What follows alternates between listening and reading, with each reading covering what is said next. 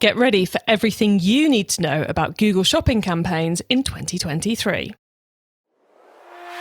You're listening to the Keep Optimizing podcast to increase your traffic, improve your conversion rates, and grow your profits. Hello and welcome. Happy New Year, in fact.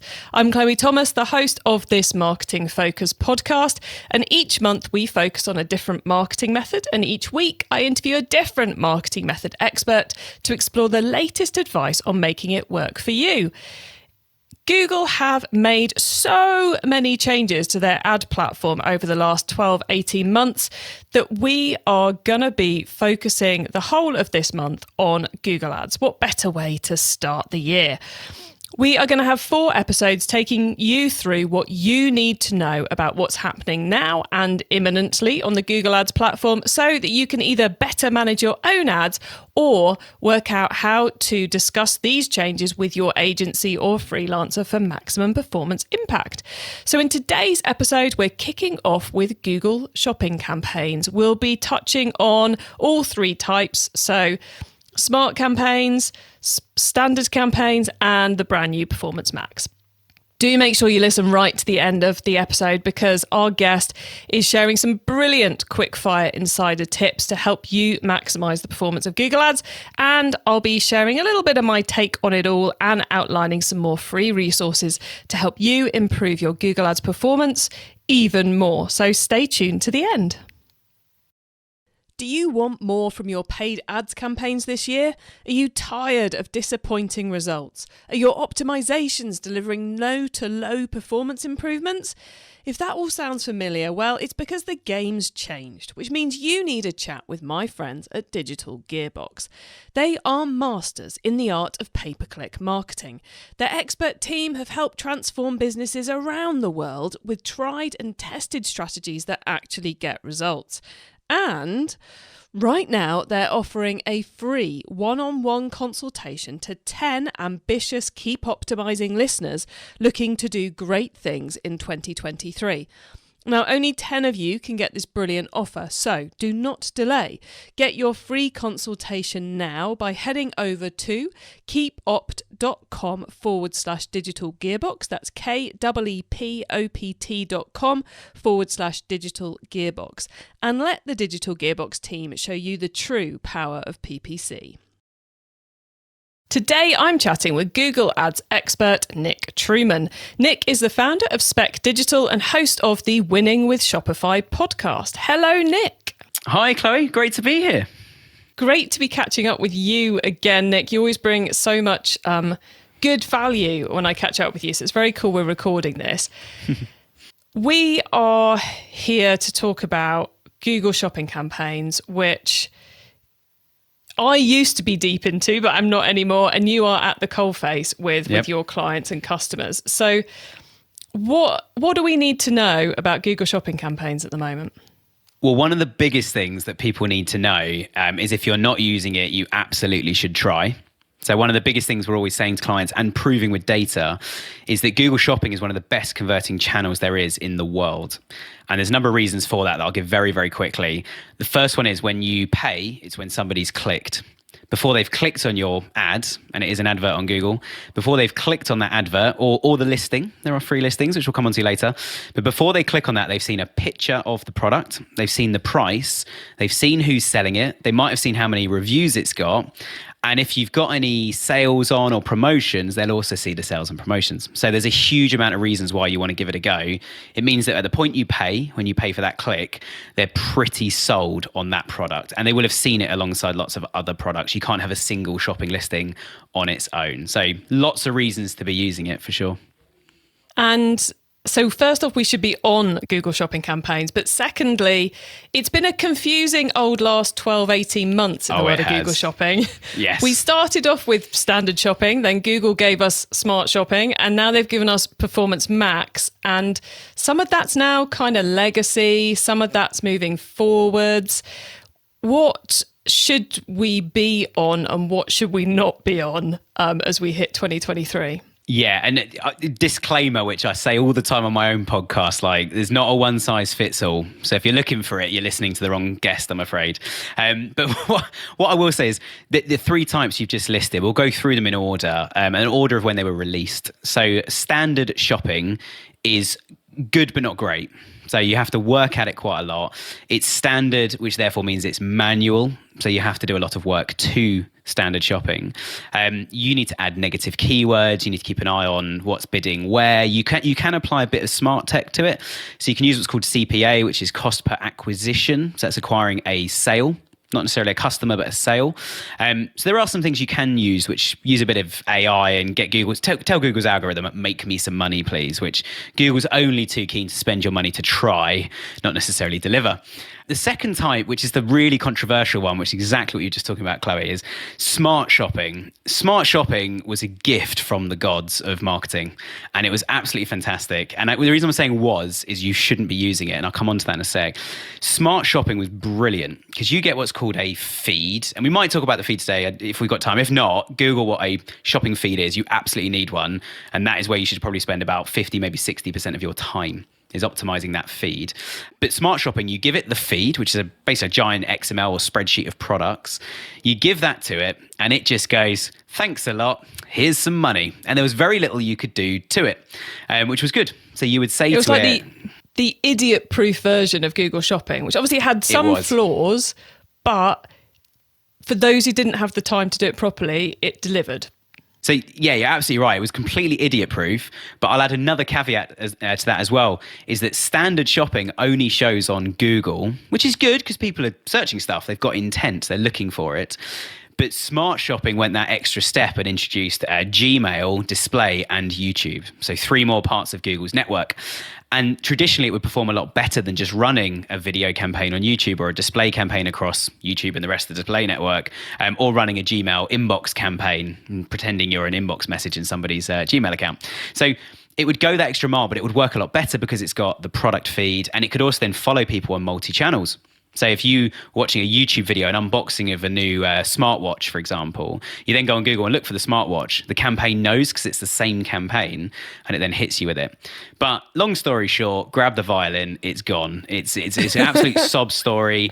Some people are still using it though, and I was just having a little moan to Chloe before we hit record that I audited an account this morning, and we're recording this a little bit before this is going out, but I was auditing an account this morning that's still using it, and the latest report they've got from their current agency, and we're taking it over, was today's conversation. But the current agency said like, oh, this is top of the range tech or whatever. It's not. There is a warning on smart shopping campaigns within Google Ads that says this has been outdated from July 2022. So you need to be off it. And that's been replaced by number 3, which is, depends how you look at it. This is like a balancing scales, this next one, which is Performance Max. Performance Max uses every network under Google. So not just Google, not just the 4 that we mentioned earlier, Google, Gmail, Display, and also YouTube. It uses all Google networks at its disposal. It is still smart tech. So if you're an e-commerce company, you put your shopping feed in. You don't have to be on e-commerce either. It does work on search, but in my experience so far, it's 90% rubbish, 10% phenomenal. So it doesn't work so well if you've not got a shopping feed. It's much better for e-commerce. But you now need to feed information to it. You need to actually create what's called an asset group, create some ads in there, put some information in. And then you also create a thing called an audience signal, where smart shopping, again, was beautiful. It would just look in the audience section of Google Ads and grab whatever it wanted that it thought would make money. Performance Max, you have to specify those audiences, which now means there's room for testing and errors and getting things wrong and putting something in that works for a week and then dies, but you don't realize that's the thing killing it. But yeah, you can put audiences in. The main audience we would always put in is purchasers.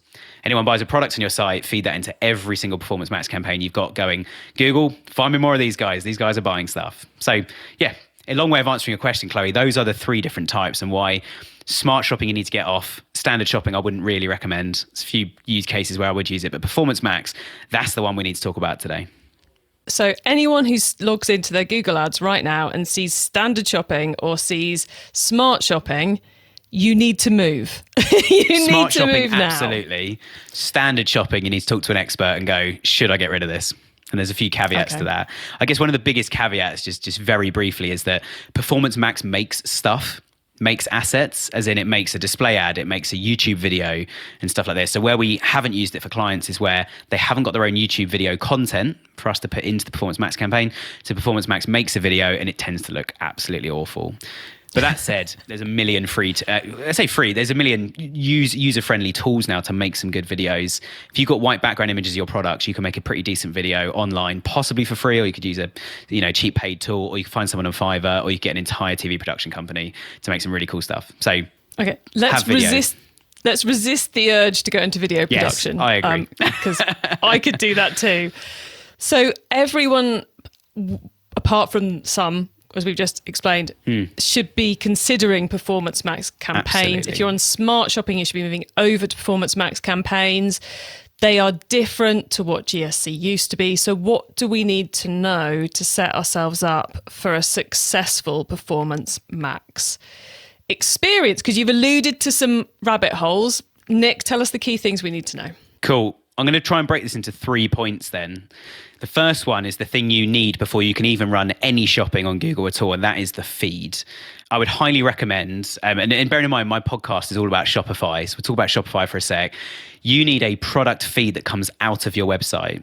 So Shopify are very good at providing that. They have an app called Google on Shopify, makes a feed. Don't use that app. Makes it really easy, but as anyone knows who's ever done any marketing in their lives, easy marketing is crap marketing. Excuse my French, but just don't do it. You need good marketing. So what I would recommend is you get something between your website and the next system I'll talk about in a sec called Google Merchant Center. Get a feed optimization tool.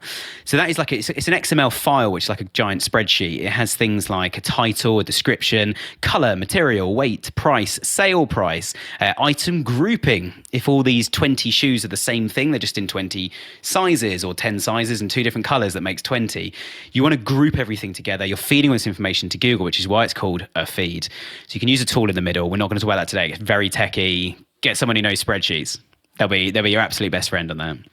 Yeah, there are a million and one of those to pick from. So yeah. let's not get into that. That's a whole podcast series. Absolutely. Get a a tool is today's announcement. So then that goes through to a thing called Google Merchant Center. Make sure Merchant Center is approved. That's not necessarily an easy process. And I've been doing this for nearly 15 years, Google advertising. Shopping's not been around that long, but still, you'll upload stuff and it won't like the logo you've put in, or the business address won't be verified. Or you've got to make sure you go through all the main boxes on Google Merchant Center.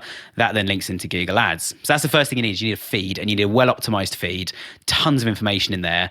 The rule with the feed is try and fill out every single box for every single product, which if you've got, like some of our clients, like a couple 100,000 products, it's not easy. It can be very difficult, but that's why you need a tool, because you basically set up rules that does it. So if you find the word blue, put that in as the color, something like that.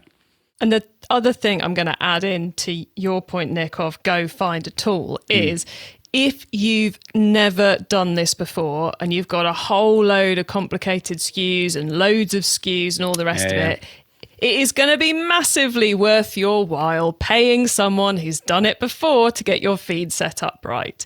It is not worth you spending a week of your time swearing at Google, because that's what's going to happen.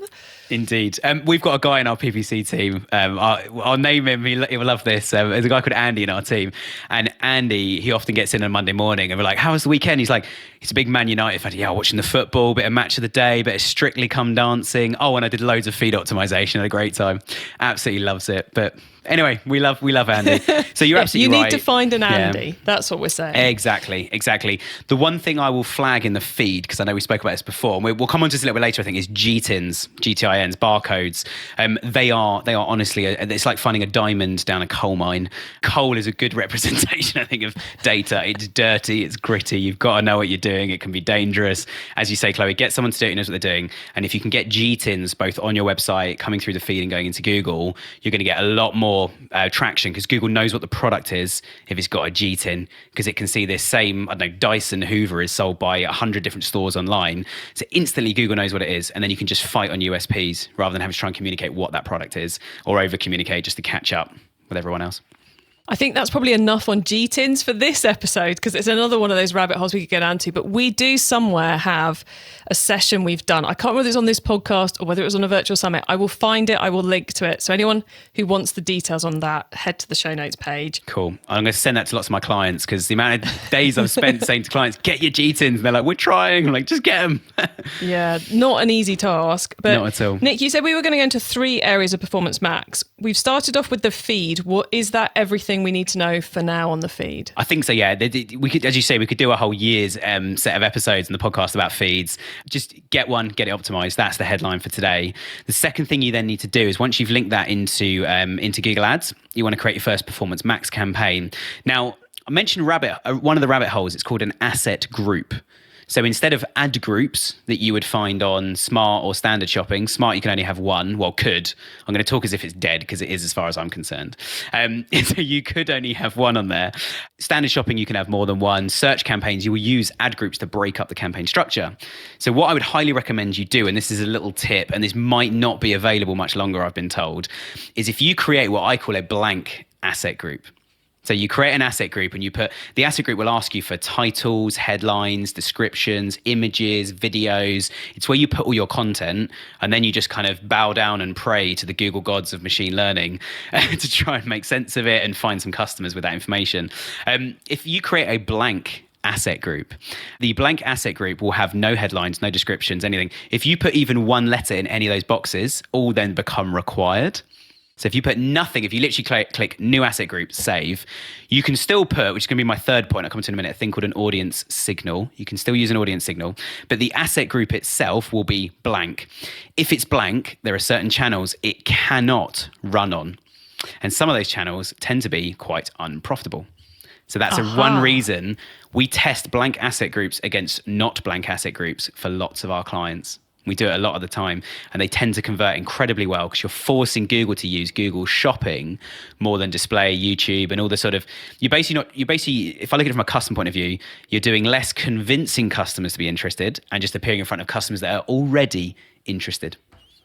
Got you. And just for the purposes of avoiding confusion, my take on assets in Google land is these are things Google's going to use to create adverts for you. Correct. And when you create a blank asset group, all Google's got access to is what's in your product feed.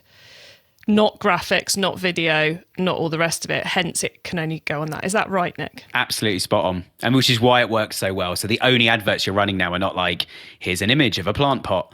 What you're running now is an image of, here's a pair of, men's leather, Italian leather shoes. They're £60, and they're currently on sale, and they've got a 5-star rating. That is the asset you want to push, and that's why it works so well. Very clever. And then the third part, the audience, the all-important audience. Audience signal. Now, you asked earlier, and I know there's going to be a snap questions later about good resources. There are some guys on YouTube doing some amazing things called Solutions 8. I'm not affiliated with them at all. I wish I was. And I should probably email them and get them on my podcast, which is something I'm going to ask my assistant to do as soon as I get off this. But Solutions 8, they have some fantastic videos about audience signals, and they do lots of tests with them as well. The audience signal, it is what it says on the tin. You basically build an audience, and there's several, when you're actually in the screen to make an audience signal or to edit one or set one up, it gives you a few boxes to fill out. And some of those boxes are how much, what information from your existing data would you like to use? So I mentioned this earlier, you definitely want an audience in there, either from your Google Ads tracking tag or your analytics. If you don't know what they are, Google them.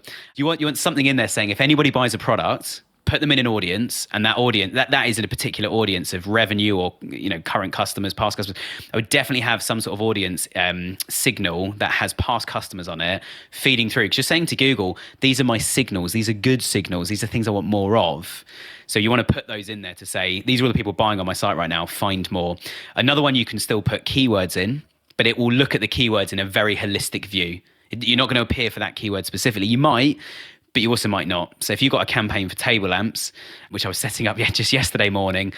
So for table lamps, we put in lots of keywords around like glass table lamps, tripod table lamps, all this sort of stuff. Because we're feeding Google information saying, you can see this in the feed, you can see it on the landing pages, and here's more information about this as well.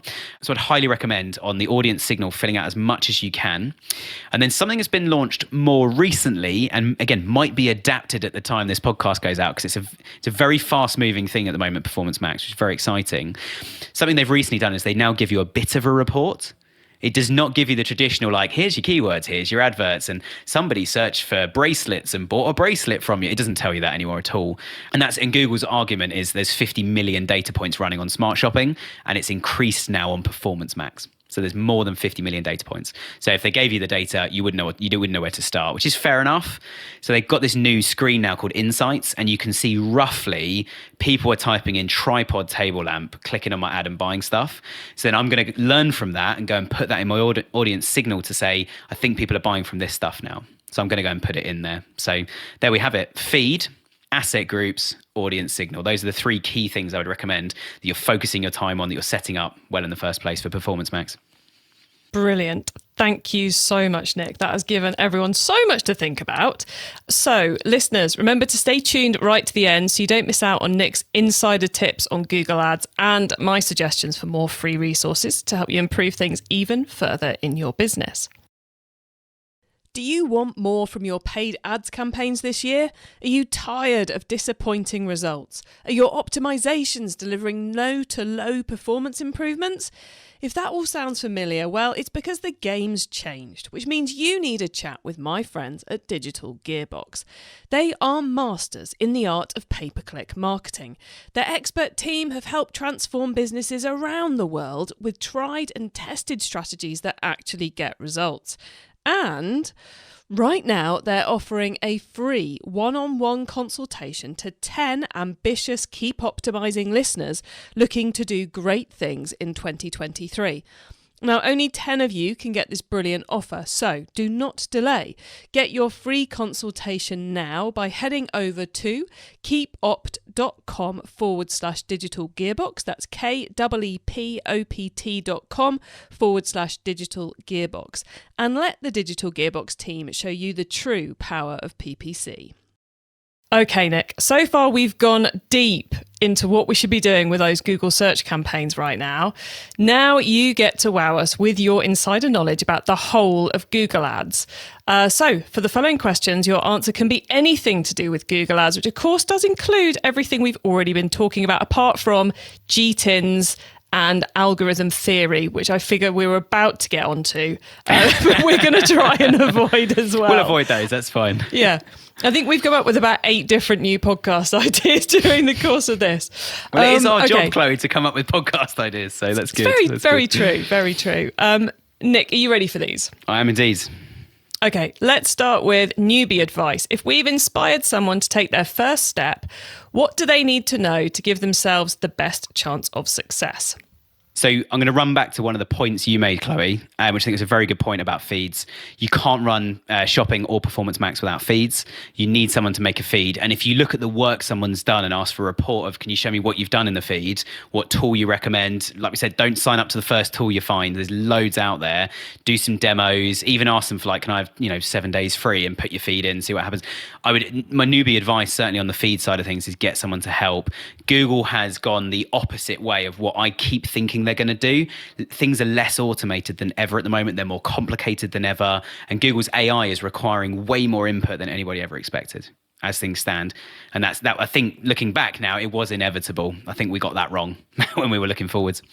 It's quite interesting, isn't it, that the algorithm side of it, on the reporting side, as you were talking about earlier, the algorithm is doing so much clever stuff. There's no point in showing us humans it and allowing us to play with it. But the algorithm is only as good as the data we put in. So our effort now ends up in the feed, not in the tweaking of the bids and such things. Yeah, I'll avoid talking about algorithms because we just agreed we wouldn't. But but the thing I would say, and this is becoming one of my catchphrases, I have a T-shirt with this written that someone bought for my birthday: marketing has been lost from digital marketing. So all this is great. Everything we're talking about is great. You got a bad product, you got a bad website, you don't have a USP, your customers don't like you. Well, forget all of this. You're on the wrong episode. You need to go back to basic of how to start a good business, choose your right products. So just bear that, you're absolutely right, Chloe. Bear that in mind in terms of the data you're feeding in. So if you're feeding in a low conversion rate in those audience signals I mentioned, you're going to get a low conversion rate back out. So you look at the marketing, understand what your customers are doing, build a business they want to convert on that site and say, right, this is a great product. I'm going to buy it. I'm going to buy it again and again and again. And that's something that I think is got to be at the heart of all of this. We're kind of redundant without that, all of us in marketing. Very true. Now, once you've started, of course, you've got to keep optimizing. So what's your favorite way to improve performance? Yeah, I think the insights I mentioned is a really key thing to do. So I would absolutely look at insights and go, okay, what keywords are currently triggering stuff? And if you've got enough data, you'll also get a thing as well, I didn't mention earlier, called affinity audiences. And it will say things like frequent flyers like buying your expensive handbags, which you can see the correlation between the two. And again, you can go and chuck those in your audience signal. The other place I like to spend a lot of time, and this actually defines something, I don't want to talk about this too much today because it's such a big topic, but campaign structures. Like, do you just have one campaign for everything, which tends to work quite well off the bat? Do you break all your campaigns down by, like, this is a table lamp versus a floor lamp, like that client I mentioned? We've broken that down, but only because they've got over 1,000 SKUs on each. And that was our decision, is like, there's a big enough volume here that we can be so competitive at a micro level on each product. But based on that, I would try and use as much of the data as you can in terms of what people are buying, what they're adding to cart, what your average order values are, and use that logic. If you start with one campaign, then how to kind of split that into two and then to knock that into 3 or 4. Use that data to then go, okay, we've got a lighting campaign, table lamps are doing really well and nothing else is. That's a logical reason to then split it if you've got the products to support that as well. Or you might say, actually, we're just going to push table lamps really hard in this. All our asset groups are going to be focused on table lamps, but we'll leave the other stuff in because there might be a cross conversion that's happening and we're going to allow the AI to do that. And you'll see your ROAS increase as a result. So keep looking at that data and try and make logical decisions. If you see something where, like, if you see a good and a bad, that's always my thing I say to our new junior staff. If you see a good and a bad, work out how do we get more of the good and less of the bad, and be looking for that. That's what you want to find in the data. Basically, guys, optimize, optimize, optimize. If ever the word optimize was created for a marketing channel, it was Google Ads. And then report on how good it is, and then go back and optimize, and continue the loop. Endless. If someone listening wants to learn more about Google Ads, is there one cheap or free resource you would recommend? One's a challenge because my advice is actually to look at lots of resources. I mentioned Solutions 8 earlier. I would definitely tune in with those guys. We have a bit of a rule, and Chloe, if you don't agree with this, then you can keep my name stamped to this at all times. We have and I'll tone this down because it's got a rude word in it. We have something on our wall in the office, and it's Rule 1. And Rule 1 is Google are evil thieving Whatsits. And Whatsits is the word I changed. So Google's good to tell you how to set stuff up or tell you, like, this function is designed to do this. They are useless at telling you how to make money. So my advice would be YouTube would probably be my resource. But again, look at lots of resources and see which ones work for you, which ones relate. Try some tests on stuff. And equally, when you find that resource, and this is the last thing I'll say on where to learn more, if you find a resource, don't do what one of my team did that I basically had to get rid of him years ago. He would find something and go, that's a cool idea, and do it on every client without telling anyone, including the clients. If you're going to test something, test it in a safe environment, like 1 to 5% of your account, maximum 20% is a rule that we have. And only do it on one account initially. If it doesn't work, stop it. Then come up with a hypothesis of what account to test it on next, or what client to look at, or what campaign, et cetera, et cetera. So don't find something and go, well, this guy's getting good results, and just whack everything in. It won't work. It's again, going back to the first thing, there's no one size fits all for this stuff. I totally agree that Google is out there to make money for Google, not for you. I totally agree, especially with the fact that there's so much change and flux in the world of Google shopping campaigns, because Google releases this stuff and then the clever Google Ads people, the people like Nick who are working in it day on day, they find the clever stuff, and some of them find the time to post that on YouTube or blogs or podcasts or whatever. So you've got to go and look at the clever ways people are using the tech, but test. Just because it works for them, like Nick was saying, does not mean it will work for you. Right. Nick, finally, it is crystal ball time. What's coming up in the next 6 to 12 months that we should be getting ready for? Indeed. And going back to your point, Google changed stuff so much that it's very, very difficult to know. I think it's going to be interesting that when this goes out, we'll know the results of Black Friday and peak. And given what's going on in the world, I'm going to go very macro and then we'll come down to something a bit more micro. But looking at like where you and I are based, Chloe, we've been massively affected by a war that's going on. Everybody in the world's been affected by COVID. Shopping habits have changed. No one could have predicted this. No one was sitting on podcasts like you've just asked me 4 or 5 years ago going, well, yeah, there's going to be a virus that shuts the entire world down, and then there's going to be a war that affects everybody and chucks the price of everything up. So there are lots of things we can't predict. What I believe is going to happen, though, is I think Shopify's market share is going to continue increasing. And I know it sounds a bit wild card when you talk about things like shopping. Shopify is one of the biggest platforms now, one of the easiest platforms to get shopping running, which is good and bad news. It's good news if you want to start shopping. It's bad news if you want to be competitive, because it's harder to be competitive in a bigger market. If you've got 2 competitors, you look on Google, there's space for all 3 of you on Google. You've got 200 competitors, you've also got a problem. And that's how am I going to stand out? How am I going to be there? So I predict that Shopify is going to continue growing. I hope, and I really hope, because I do like Shopify, I hope it doesn't do what a lot of previous platforms, Magento is an obvious one, and Demandware, and also Hybris, there'll be 3 I'd put in that category of, I used to work a lot on those. I now only really work on Shopify out of them. We have a couple of Magento clients. Very few people went to Magento 2. A lot of them went to Shopify. There's also Shopware on the horizon. So I think a lot of this stuff's going to change from platform level now, and I've never said that before, but that is something I'm seeing more and more. That, and even on, I know we're talking about SEO, there's a couple of things that Google's changed in its algorithm on SEO, so we won't talk about algorithms, but it's changed on SEO in its SEO algorithm as a result of Shopify trying to make the shopping experience easier. So I think the platforms are going to start driving the way here. Someone on my podcast, I've completely forgotten who, but somebody said that Shopify was a bit like the Rebel Alliance in Star Wars, hitting back at the the dark side, which is Amazon.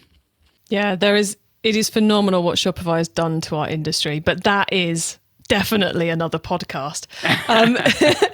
Nick, we are very nearly at the end of the show, so could you please let everyone know how they can get in contact with you and your business? Yeah, absolutely. We'll talk about the kind of fun public-facing stuff first. Winning with Shopify is the name of our podcast. It's on every podcasting platform. You can probably find this as well, apart from your own website, Chloe. We're not on there. But yeah, winningwithshopify.com. We're on Apple, iTunes, all the rest of it. We've also recently launched on YouTube, so we are now doing video, which I can see Chloe right now. She's looking very, very inspired, might I add. Now she's shaking her head.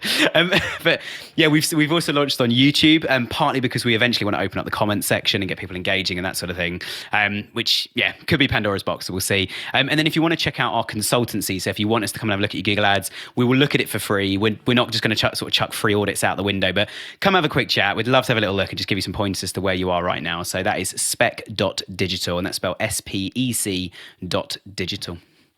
Marvellous. Thank you, Nick. Thank you so much for coming on the podcast and for making it so clear what those key building blocks are for getting our Performance Max right. So thank you so much for coming on the show. Yeah, lovely. It's so good to be back, Chloe. It's been a little while since I was on here, and we need to get you on ours as well. So yeah, real pleasure to be back. It's a deal. Cheers, Nick.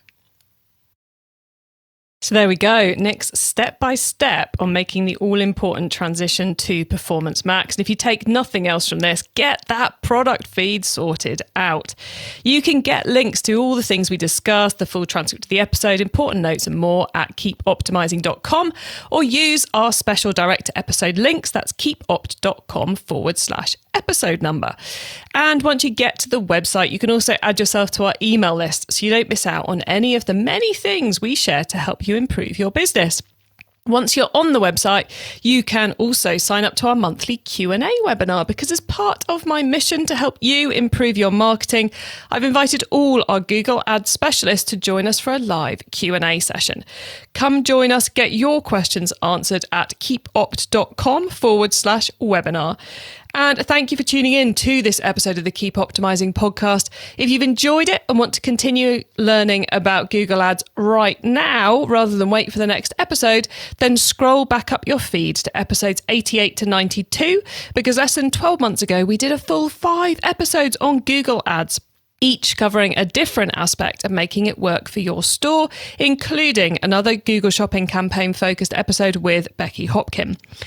You can find all those Google Ad resources at keepopt.com/Google Ads. And please do tell your fellow marketers about the show, because I want to help as many marketers as possible to improve the performance of their e-commerce marketing. Have a great week, and make sure you listen to the next episode so I can help you to keep optimizing your marketing. Access everything Keep Optimizing at keepoptimizing.com. That's with an S, not a Z.